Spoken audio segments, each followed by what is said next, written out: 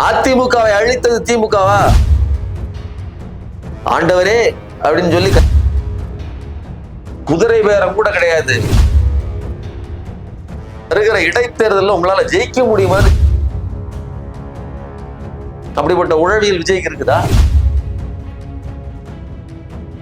ஆட்சிக்கு வந்ததுக்கு அப்புறம் தற்கொலையா இருந்தா என்ன அர்த்தம்? சங்கிகளின் சித்தாந்தம் இல்லையா? இது பாஜக ஒரு சிதைவை ஏற்படுத்துது. இதுல என்ன தூய சக்தின்னு சொல்றதுக்கு இருக்குது? நீங்க மற்றொரு தீய சக்தி இல்ல, இது மாபெரும் தீய சக்தி. தமிழக தேர்தல் அரசியல் களத்தின் ஒவ்வொரு நகர்வுகளையும் தொடர்ச்சியாக விவாதித்து வரக்கூடிய நமது நியூஸ் போக்கஸ் தமிழ் சேனலை சப்ஸ்கிரைப் செய்து இணைந்திருங்கள்.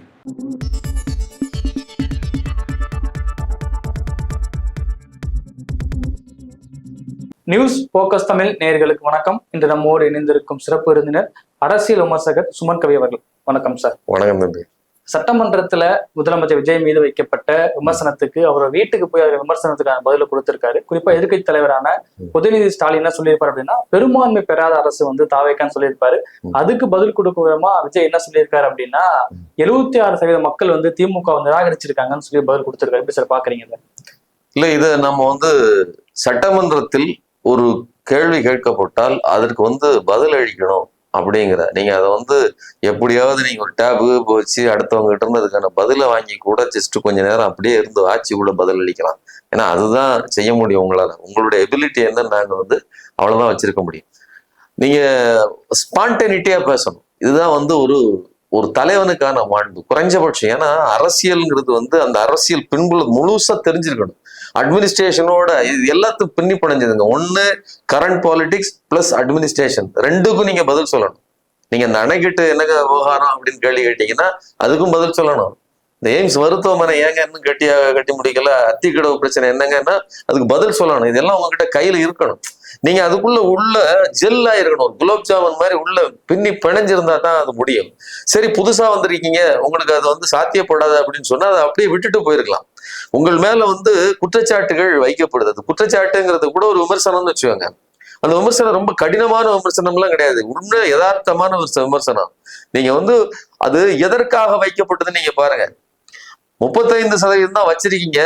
நீங்க 3/2 மக்கள் உங்களை நிராகரிச்சிருக்காங்க அப்படிங்கிறத மனசுல வச்சுக்காங்க. அதோட பொருள் என்னன்னா, இந்த அரசை நடத்துகிற விஜய்க்கு என்ன ஒரு இதுன்னா, நான் ஆரம்பிச்ச புதுசுலயே அதாவது சட்டமன்றத்துக்குள்ள நீங்க ஒரு விவாதம் நடத்துறதுங்கிறது வேற.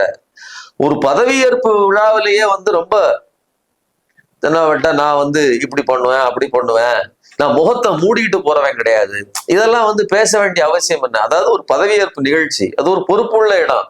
இங்கே நான் நீங்க நல்லா கவனிச்சுக்கங்க, ஸ்டாலின் மீண்டும் மீண்டும் சொல்லிட்டு இருந்தாரு, நான் எனக்கு என்னை எதிர்த்து வாக்களித்தவர்களுக்கும் நான் தான் முதல்வர், அவர்கள் எதிரிகள்னு நான் கருத மாட்டேன், அவர்களுக்கு பல கண்ணோட்டங்கள் இருக்கும், அவர்களுக்கும் சேர்த்து திட்டங்களை நிறைவேற்றுவேன், அவர்களுக்கும் சேர்த்துத்தான் உழைத்துக் கொண்டிருக்கிறேன்னு சொன்னாரு. அப்படிப்பட்ட உழவியல் விஜய்க்கு இருக்குதா? சொல்லுங்க. அது வெளியில ஜிகனாவா பேசிக்கலாம், வன்மம் தானே இருக்குது. ஒரு அரசியல், அதாவது என்ன சொல்லணும்னா, அரசியல் அரவணைத்து போவோம், எல்லோருக்கும் மாணவர் நான் சொல்றதுலாம் அப்படி புரிஞ்சுக்க முடியும். அது 4 நேரம், அதாவது 4 நிமிஷம் பேசுறதுக்கு, அந்த 4 நிமிஷம் கூட 2.5 நிமிஷம் பேசுறதுக்கு அந்த ஸ்கிரிப்ட் எழுதி கொடுக்குறாங்களா, அதை தவிர அதுல ஒண்ணும் இல்லை. ஒரு உழவியலான ஒரு ஏதாவது இருக்கா? தன்னை பிழைக்க வச்சுக்கணும், தன் சர்வைவல் பண்ணணுங்கிற தவிர்த்து தூய சக்தின்னு சொன்னீங்க. கட்சியில அடுத்த கட்சியில இருந்து ஒருத்தரை பிடிச்சி இழுத்துட்டு வாரீங்க. ரொம்ப கேவலமா நடந்துகிட்டு அந்த பேரம். அங்க அது பிரச்சனை கிரிட்டிசைஸ் ஆகும்போது அந்த மன்னார்குடி எம்எல்ஏ காமராஜ் அவர் மேல பிரச்சனை வரும்போது நீங்க வீடியோ வெளியிடுறீங்க. ஒரு ஆளும் கட்சி நீங்க குதிரை பேரம் நடத்தித்தானே இந்த அரசை நடத்துறீங்க. இதை குறித்து கேள்வி எல்லாம் பிரேமலதா வைக்கிறாங்க இல்லையா? என்ன பதில்? அது ஒரு பதிலும் கிடையாது. சும்மா அதை என்ன சொல்றதுன்னா ஸ்கிப் பண்ணி போறதுக்கு. அப்போ உங்ககிட்ட ப்ராப்பரான ஒரு பதில் இருக்கணும். ஜெயலலிதாவுக்கும் விஜயகாந்த் அவர்களுக்கும் சட்டப்பேரவையில கடுமையான வாக்குவாதம் நடந்துச்சு. அந்த வாக்குவாதம் சரியான முறையில் நடந்து நான் சொல்ல மாட்டேன். அந்த நேரத்துல கூட திமுக எதிர்கட்சிங்கிற அந்தஸ்தே இழந்துருந்துச்சு, சும்மா கிடையாது. திமுக பட்ட பாடுகள்லாம் சாதாரணமான ஒரு விஷயம் கிடையாது. இன்னைக்கு திமுக தலைவர் ஸ்டாலின் அன்னைக்கு அங்க சட்டமன்றத்துல இருந்தார். இடைத்தேர்தல்ல நீங்க இது பண்ணிட்டீங்க அப்படின்னு பேசும்போது வருகிற இடைத்தேர்தலில் உங்களால ஜெயிக்க முடியுமான்னு கேள்வி கேட்டாங்க ஜெயலலிதா. அதற்கு பெண்ணாகரம் தேர்தலில் நீங்க போன ஆட்சியின் போது ஏன் ஜெயிக்கல? நீங்க அது ஆளும் கட்சி ஜெயிக்குங்கிறது ஒரு இயல்பான விஷயம் தானே. இடைத்தேர்தல்ங்கிறது அவருடைய இன்ஃபுளுயன்ஸ் இருக்கும் அப்படின்னு சொல்லி அவரு பட்டார்னு பேசுறாரு, எந்திரிச்சு நாக்க துருத்திக்கிட்டு அதெல்லாம் பேசினாரு. பேசும்போது ஜெயலலிதா அடுத்த ஒரு வார்த்தையை சொன்னாங்க, அது ரொம்ப முக்கியமானது. மாண்புமிகு எதிர்கட்சி தலைவர் வருகிற தேர்தலின் தோல்வியை இப்போதே ஒற்றுக்கொண்டு விட்டார்னு சொன்னார். அது விமர்சனங்களுக்கு நாக்கு துருத்துறது சரியா, அந்த விமர்சனம் சரியா, அதுக்குள்ளெல்லாம் போகாதீங்க. ஒரு கேள்வி கேட்கப்படுகிறது, அதுக்கு ஸ்பான்டனிட்டியான பதில் வேணும்ல. இப்படி பதில் கொடுத்தாங்க. இப்படிப்பட்ட பதில் உங்ககிட்ட இருந்துச்சா? இல்ல இனிவரும் காலங்கள்ல அது இருக்குமா? சரிங்களா? இது நான் பட்டிமன்றத்துக்காக எதிர்த்து பேசுவதற்காக அப்படி சொல்லல. அப்படி பேசுறதா இருந்தா நம்ம ராஜ்மோகன் பேசுவாரு, ஆண்டவரே அப்படின்னு சொல்லி கை நீட்டி கூட அவரால் பேச முடியும். அது இல்ல விஷயம். லாஜிக்கலான கரெக்டான ஒரு பதிலை சொல்லணும். சரிங்களா? அவர் உதயநிதி அவர்கள் சொல்ல வந்ததுங்கிறது, நீங்க ஒரு பெரும்பான்மை அரசுங்கிற மமதையோடு அப்படி எண்ணத்தோடு செயல்படாதீங்க. நீங்க மேடையில தானே சொன்னீங்க, இனிமேல் யாரும் எதையும் நடத்த முடியாது, நான் ஜெயிச்சிட்டோங்கிற இதுல இருக்காதீங்க அப்படின்னு. நீங்க உங்களால என்ன பண்ண முடியும்? ஒரே பவர் சென்டர் நான் தான் அப்படி சொன்னீங்க. அது யாருக்கு மெசேஜ் பண்றீங்க? நீங்க உங்களுடைய கட்சிக்காரங்களுக்கு சொல்றீங்க. உங்க கட்சிக்காரங்க யோசிச்சு பாருங்க, இன்னைக்கு இருக்கிற நிலைமையில உங்களுடைய கட்சிக்காரர்கள் ஒருத்தர் உருவிட்டு போனாலும் உங்களுடைய நிலைமை சிரமம் தானே. மற்றவர்கள் கை கொடுத்து தானே. இன்னும் கூடுதலா குதிரை பேரம் நடத்திருக்கீங்க. எந்த கட்சி தவல் தடை சட்டத்தை அப்படியே அமல்படுத்த முடியும்? அதிமுகவை ஊழல் சக்தி மற்றும் சிலர்னு சொன்னீங்க. வார்த்தையால சொல்லவே, அந்த கட்சியை சொல்லவே கிடையாது, அது ஒரு கட்சி அப்படின்னு ஊழல் சக்தின்னு சொன்னீங்க. மற்றும் சிலர்ல இருந்து ஏன் 25 பேரை நீங்க ஆதரவுக்கு கேட்கறீங்க? அதுக்கு ஒரு பதில் கொடுத்திருக்க அறிக்கை. என்ன பதில்னா, சட்டமன்ற உறுப்பினர்கள் சில பேர் பாஜக வெளியே வந்துதான் என்ன ஆதரிச்சாங்க அப்படின்றாரு. பாஜக கூட்டணியில அப்படி இல்ல, அதிமுகவையே மற்றும் சிலர்னு தான் சொன்னீங்க. அதிமுகவை ஊழல் சக்தி நீங்க, இன்னைக்கு புனித சக்தியா? நீங்க யாரு? நீங்க சொன்னது என்ன? நான் தூய்மையான சக்தின்னு சொன்னீங்க. முதல்ல உங்ககிட்ட வந்தவர்களே, நீங்க உருவாக்கி கொண்டு வந்தவர்களே தூய்மையானவர்கள் கிடையாது. ஜோதிடர்கள் ஒரு அம்மா எல்லாம் முழுக்க கேன்சருக்கும் இதுக்கும் ஜோசியம் பார்த்து செஞ்சாலே, பரிகாரம் செஞ்சாலே போதுன்னு பேசுறதெல்லாம் இன்னைக்கு சட்டமன்ற உறுப்பினர்.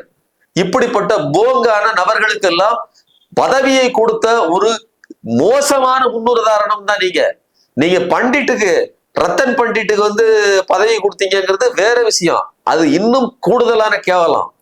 ஆனா மக்களுக்கு தேர்ந்தெடுக்கிற உரிமையை கொடுத்து அந்த இடத்துல கொண்டு போய் உங்க பவர் அந்த அம்மா கொடுத்து ஒரு போலி ஜோதிடரை, ஒரு சூடோ ஜோதிடரை உருவாக்கி அவரை நீங்க ஒரு சட்டமன்றத்துக்குள்ள கொண்டு உட்கார வச்சிருக்கீங்க. இப்படி எத்தனை பேர் குற்றவாளிகள் இன்னைக்கும் எவ்வளவு பேரம் பேசிட்டு நடக்கிறாங்க.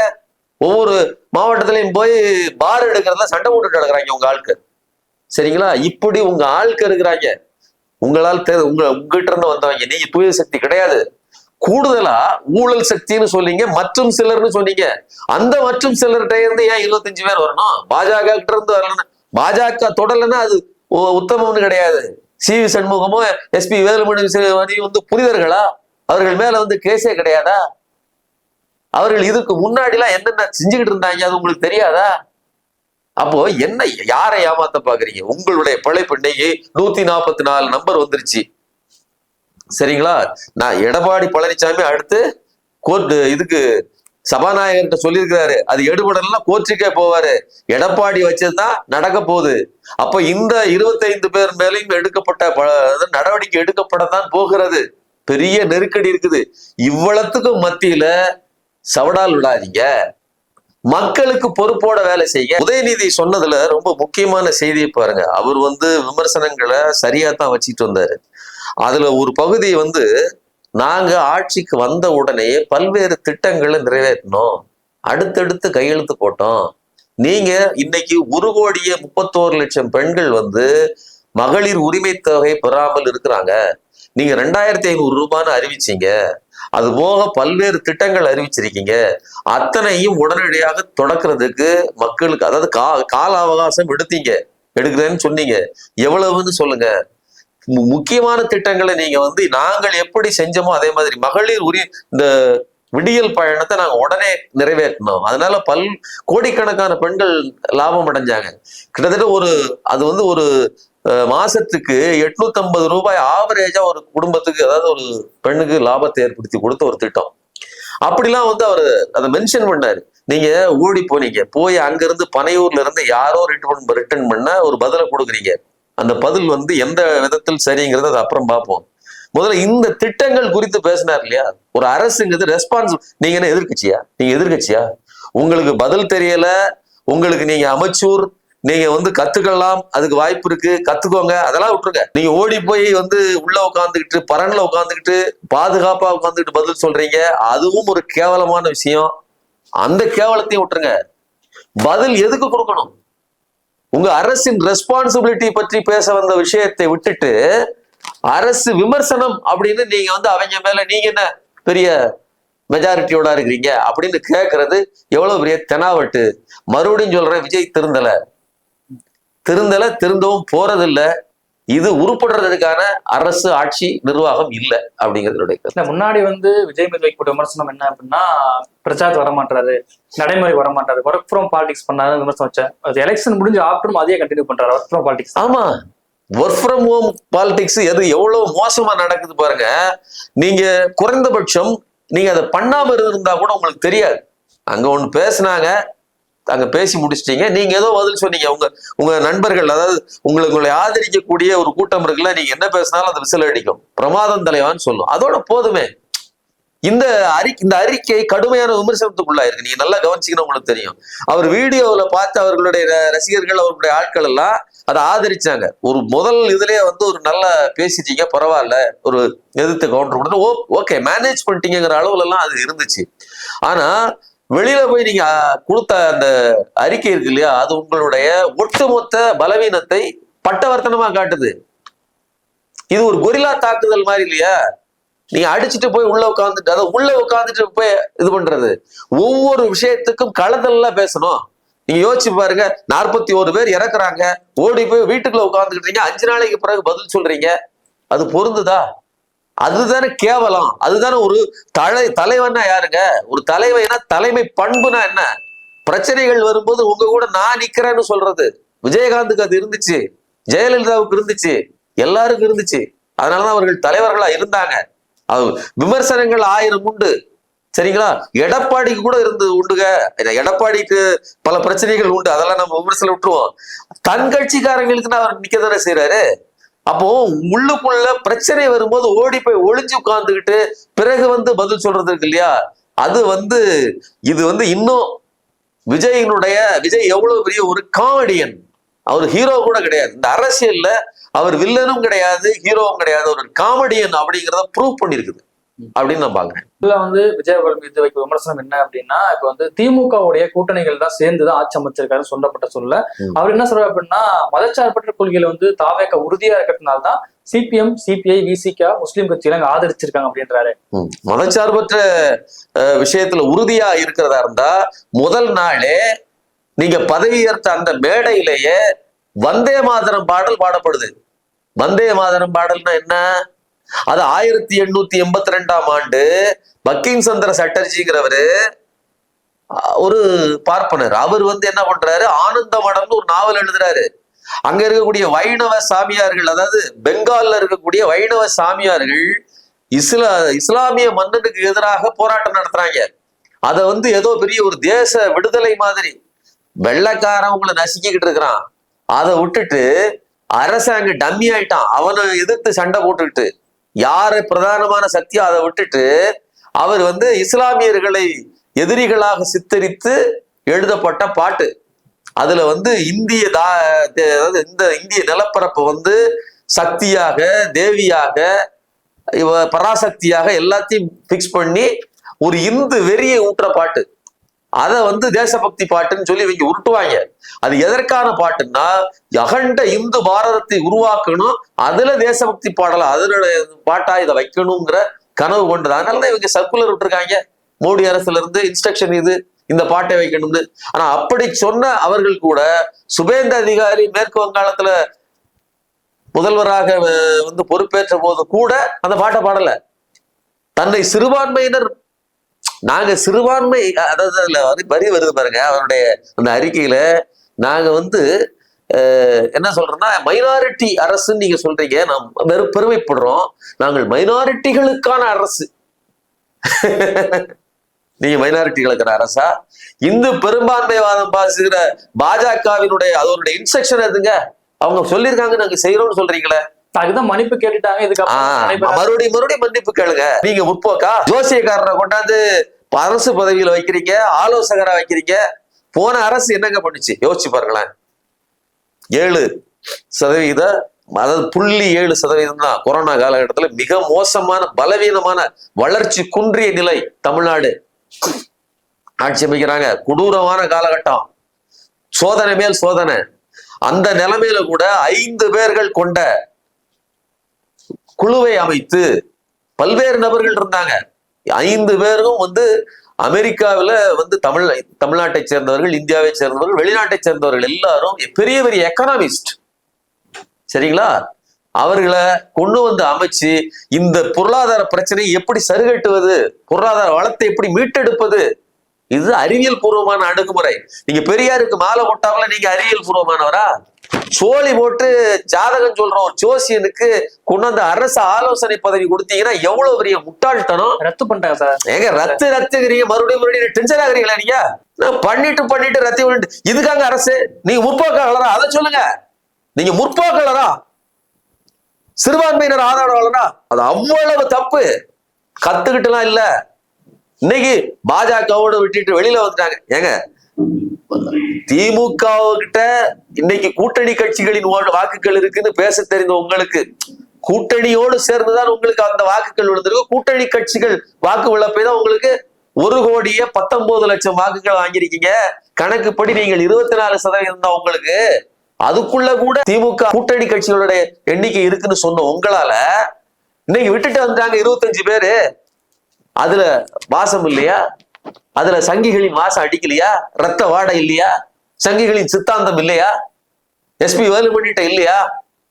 அவர் யார்கிட்ட போய் சந்திச்சுட்டு எல்லாத்தையும் முடிச்சுட்டு வர்றாரு? ஈசா யோகா மையத்துல இருந்து அங்க நடக்குது. பழைய முன்னாடி எல்லாம் வந்து இந்த சங்கர படத்துல தான் வந்து எல்லாம் நடக்கும். இப்ப ஈசா யோகா மையம் விட்டா மயிலாப்பூர்ல குருமூர்த்தி வீடு. இந்த மாதிரியான அரசியல்ல இருந்து உருவாகி வந்தவர்களை நீங்க வந்து 25 பேரை உள்ள தூக்கி வச்சிருக்கீங்க. எவ்வளவு பெரிய கரைவடிந்த கட்சி இது. எந்த அடிப்படை இருக்குது? பிழைச்சா போதும், உயிர் பிழைச்சா போதும். அதாவது ஒண்ணு சொல்லுவாங்க, சர்வைவல் வந்து கேவலங்க. சரிங்களா? நாயின் பிழைக்கும் இந்த பிழைப்புன்னு ஏன் சொல்றாங்க? பிழைக்கிறது எப்படி வேணாலும் பிழைச்சிடலாம். லட்சியத்தோட வாழணும், கொள்கையோட வாழணும், மக்களுக்கு செய்யணுங்கிற ஆற்றல் அறிவு இருக்கணும். உங்கள்ட்ட என்ன இருக்குது? நீங்க தூய சக்தின்னு சொன்னீங்க இல்லையா? அப்படி நான் சொல்லலைங்க. டிடிவி தினகரன் தானே சொல்றாரு. மறுபடியும் டிடிவி தினகரன் அதைத்தான் உதயநிதி இதுல சொல்றாரு. உங்களுக்கு நான் சொல்றது நீங்க தப்பா நினைச்சுக்கிடாங்க. நீங்க அங்கிருந்து திருடிட்டு வந்துட்டீங்க, அங்கிருந்து ஆட்களை இழுத்து வந்துட்டீங்க. இது கேவலமா இல்லையான்னு சொல்லி பேசுறாங்கல்ல. எவ்வளவு அசிங்கம். இதுல என்ன தூய சக்தின்னு சொல்றதுக்கு இருக்குது? மற்றும் ஒரு தீய சக்தி எல்லாம் கிடையாது. இது மாபெரும் தீய சக்தி. புரிஞ்சுக்கங்க. ரெண்டுமே நீங்க உங்க கணக்குக்கே வச்சுக்குவோம். ரெண்டும் தீய சக்தி தான். நீங்க மற்றும் ஒரு தீய சக்தி இல்ல. நீங்க பாஜகவுக்கு நிகரான மாபெரும் தீய சக்தி. பாஜகவின் ஓட்டுக்களை உங்களுக்கு இல்ல இருக்குது. அதனாலதானே மயிலாப்பூர் மாமிகள்லாம் வந்து டாஸ்மாக் கடையை மூடிட்டாங்கன்னு ஆஹா ஓஹான்னு உங்களை புகழ்தாங்க, ரீல்ஸ் போடுறாங்க. உள்ளுணர்வுல இருந்து வருதுங்க. திமுகவை வீழ்த்துகிற ஒற்றை நம்பிக்கை விஜய் தான் அப்படின்னு சனாதன கூட்டத்துக்கு உள்ளூர் ஆனந்தத்தை ஏற்படுத்தியது உங்களுடைய வெற்றி. எந்த கிறிஸ்தவர்களுக்கு அல்லது எந்த சிறுபான்மையினருக்கு உங்களுடைய வெற்றியில் ஆனந்தம் இருக்குது? ஒருத்தரும் கிடையாது. உங்களை வச்சுக்கிட்டே தான் இருக்கக்கூடிய எல்லா பிரச்சனைகளையும் பாஜக பண்ண போகுது. இதுதான் நடக்க போகுது. இன்னைக்கு நீங்க ஏமாற்றலாம். சரிங்களா? திருமாவளவனே தடுவாடுறாரு ஒவ்வொரு நிமிஷமும் ஒவ்வொரு விஷயத்துக்கும். வந்தே மாதரம் பாட்டுக்கு வந்தே மாதரத்தை நீங்க முதல் போட்டுட்டீங்கிறது கூட பிரச்சனை இல்ல. வந்தே மாதரத்தை முன்னாடி வச்சுட்டு தமிழ்தாய் வாழ்த்த பின்னாடி போட்டீங்களே. தமிழ்தாய் வாழ்த்த முதல்ல தான் பாடுவோம், தேசிய கீதத்தை பின்னாடிதான் பாடணும். இஷ்டம் இருந்தா இருங்க, கிளம்புங்க இல்லைன்னா சொல்லி கிளப்பி ஒவ்வொரு முறையும் RN ரவி ஓடுறாரு சட்டமன்றத்தை விட்டு. காட்சிகள் மறந்துட்டீங்களா? மக்கள் என்ன அவ்வளவு அரசியல் அறிவற்ற இடி மண்ணு நினைச்சீங்களா? தமிழன்கிற பிரைடு வேண்டாமா? அதுல தானே நம்ம வாழ்ந்துட்டு இருக்கிறோம். ஏங்க போடுறது சட்ட வெளிநாட்டுக்காரனுடைய யுத்தியா இருக்கலாம், வச்சிருக்கிற மொபைல் வெளிநாட்டு இது இருக்கலாம், ஓடுற ரத்தம் தமிழ் ரத்தம் தானே. சரிங்களா? திங்கிற சோறுங்கிறத நீங்க சாப்பிடுறீங்க. கொஞ்சமாவது நான் என்ன சொல்றேன், இந்த எத்தனை பேர் செத்து இருக்காங்க 65ல இந்தி மொழி திணிப்புக்கு எதிரா? உணர்ச்சி வேணுமா வேண்டாமா? இளைஞர்கள் எழுச்சியில வந்த ரீல்ஸ் போட்ட இளைஞர்களுக்கு என்னங்க அறிவு இருக்குது? அவனுக்கு என்னங்க அறிவு இருக்குது? 65ல இருந்த இளைஞர்களா அப்படி கொத்து கொத்தாக பராசக்தி படத்துல காட்டினாங்களா அந்த மாதிரியான எழுச்சி மிக்க அப்படி பற்றி எரிந்தவர்களா? தன்னுடைய வாழ்க்கையை பறிவுடுத்தவங்களா? இப்ப கூட மே 17ல இருந்து ஒருத்தர் இறந்து போனாரு, மன உளைச்சல் தாங்க முடியாம இந்த இந்தி திணிப்புக்கு எதிரா. அப்படிப்பட்ட இளைஞர்களா? பைத்தியங்க, தற்குறி. இத சொன்னா செம்ம தற்குறினா ப்ரூஃப் பண்ணு. ஆட்சிக்கு வந்ததுக்கு அப்புறம் தற்குறியா இருந்தா என்ன அர்த்தம்? குறைஞ்சபட்சம் பக்கத்துல ஆள் இருக்க மாட்டாங்களா? அறிவுரை சொல்ல மாட்டாங்களா? போய் ஓடி ஒளிஞ்சுக்கிட்டு படத்துல ஒரு சீனுங்க, வில்லன் அடிச்சிடாது, ஒருத்தர் அடிச்சிடுறாரு, ஓடி ஒளிஞ்சிட்டு உள்ள இருந்துட்டு வெளியில இருந்து சவடால் விடுறவர் ஒருத்தர் பார்த்தா நீங்க அவர் ஹீரோன்னு சொல்லுவீங்களா? அது ஹீரோவோட தான். சண்டை கோழி படத்தோட கதை என்னங்க? ஹீரோ போட்டு அடிச்சு விடுவான், இவன் ஓடி பின்னாடி ஒளிஞ்சு நின்று ஹீரோவை அடிக்க வருவான். கரெக்டா? இப்ப வில்லன் தானே அப்படி ஒடிஞ்சு நிப்பான். நீங்க தைரியமாலாம் நிக்கணும். தைரியமா அடிச்சீங்க, கில்லியில அடிச்சீங்க, சொல்லி அடிச்சீங்க, அது படம். இதுல அடிங்க, களத்துல அடிங்க. களத்துல நீங்க நிக்கிறது இல்ல, 41 பேர் சாட்சியா இருக்கிறாங்க. நான் ஆன்மாவை நம்புறது இல்ல. அந்த ஆன்மாக்களுக்கு வாய் இதெல்லாம் இருந்துருந்துச்சுன்னா உங்களை என்ன பண்ணும்னு எனக்கே தெரியாது. எனக்கு அந்த நம்பிக்கை இல்லை. அந்த எதுனா சொல்ற பாவத்தின் மீது நம்பிக்கை இல்லை. எத்தனை முட்டி போட்டாலும் இந்த பாவம் தீராது, எந்த கங்கையில் கழுவுனாலும் இந்த அழுக்கு மறையாது. இது ஒரு மிகப்பெரிய அரசியல் கரை. நம்பிக்கை வாக்கெடுப்பின் போது இப்ப எடப்பாடி என்ன சொல்றாரு அப்படின்னா, விஜய்க்கு எதிராக வாக்களிங்கன்னு சொன்ன போதும் பாஜகவும் சரி பாமகவும் நடுநிலை வகிச்சிருக்காங்க. இப்ப 25 பேர் விஜய்க்கு வாக்களிச்சு அப்படிங்கிறது என்டிஏ கூட்டணி முழுவதும் தமிழ்நாட்டில் உடைக்கப்பட்டிருக்கா? என்டிஏ கூட்டணியை பொறுத்தவரையிலும், அதாவது விஜயின் வருகை சரி தப்பு, அந்த ஓட்டை அளிச்சது, இதெல்லாம் இன்னைக்கு வரல எனக்கு விமர்சனங்கள், நான் எவ்வளவு எமோஷனலா இருக்காங்கன்னு உங்களுக்கு தெரியுது. ஆனா அதெல்லாம் தாண்டி பாஜகவை அது ஒழிச்சு கட்டியிருக்குது. பாஜக செய்ய வேண்டிய பணியை நாங்கள் செய்யறோம் அப்படிங்கிற இடத்துக்கு விஜய் வந்திருக்காரு. அதைத்தான் அதிமுக கடந்த காலங்களில் செஞ்சுட்டு இருந்துச்சு. நீங்க ஒரு மயிலாப்பூர் கூட்டத்துக்கு திமுகவை வீழ்த்துவதற்கு ஒன்று வேணும். அந்த இடத்துக்கு ஒரு நடிகனை கொண்டு அமர்த்தினார்கள். அது 1977. அதற்கு பிறகு ஒரு நடிகை பின்னாடி வந்தார், அவர் ஜெயலலிதா. இன்னைக்கு அந்த நடிகர் வழி கட்சி அது செத்து ஒளிந்து அது இன்னைக்கு சாக கிடக்குது. அதை சாகடிக்கிற வேலையை விஜய் நல்லா செய்யறாரு. அதுவும் அங்க மேல இருந்து எல்லாம் இன்ஸ்ட்ரக்ஷன் மேல இருந்தா வரும். அது இவங்களுக்கு சொந்த புத்தி எல்லாம் கிடையாதுங்க. அங்கிருந்து என்னென்ன சொல்றாங்களோ அந்த அடிப்படையில் தான். சரிங்களா? இன்னைக்கு 25 பேர் போட்டிருக்காங்க. இந்த 25 பேரும் போட்டதுக்கு எதிராக எடப்பாடி பழனிசாமி மற்றும் கொறடா அக்ரி கிருஷ்ணமூர்த்தி நடவடிக்கை எடுத்திருக்காங்க. அவங்க இவர் சபாநாயகர்கிட்ட போய் மனு கொடுத்திருக்காங்க. 25 பேரை தகுதி நீக்கம் செய்யணும்னு சொல்லியிருக்காங்க. கட்சி தாவல் தடை சட்டத்தை செல்லும். ஏன்னா உங்ககிட்ட 2/3 இருக்கணும். 25 பேருக்கு அங்க நம்பர் கிடையாது, அது 2/3 கிடையாது. அப்படிங்கும்போது பொதுச் செயலாளர் யாரோ அவருடைய முடிவுபடிதான் செய்ய முடியும். சபாநாயகர் உங்களுடைய ஆளா இருக்கிறார், விஜயனுடைய ஆளா இருக்கிறதுனால ஆதரவு உங்களுக்கு கொடுத்ததுனால நீங்க இழுத்தடிப்பீங்க, அல்லது அதை நிறுத்தி வைப்பீங்க, அல்லது ஏதாவது ஒரு மாற்றத்தை உங்களுக்கு சாதகமான செயலை செய்வீங்க. ஆனா எடப்பாடி அதை விட மாட்டாரு. எப்படி அவர் கோர்ட்டுக்கு போவாரு? கோர்ட்டுக்கு போனா எடப்பாடியின் வாதம் தான் எடுபடும். ஏன் எடுபடும்? நீங்க ஒரு குரல் வாக்கெடுப்புல நடத்திருந்தா கூட அதுக்கு ஆதாரம் கிடையாது. இத்தனை பேரும் கொடுத்தாங்க, வாக்களிச்சாங்கன்னு சொல்லலாம், அதுவுமே ஆதாரம் தான். இருந்தாலும் இப்ப இந்த 25 பேர் என்ன பண்ணிருக்காங்க? ரிட்டனா வாக்கெடுப்பு பண்ணியிருக்காங்க, வாக்கு செலுத்திருக்காங்க. அப்படி செலுத்தும் போது கோர்ட்ல ஆதாரம் எங்கேங்கும்போது எடப்பாடியின் தரப்பில் தெளிவாக வேலை செய்யும்போது அப்ப இந்த 25 பேரை தகுதி நீக்கம் செய்வதற்கான வாய்ப்பு இருக்குது. சரிங்களா? இதுல விஜயோட ஒரு என்ன சொல்றதுன்னா, ஒரு கன்னிங்கான விஜய் எவ்வளவு பெரிய ஒரு தீய சக்தின்னு பாருங்க.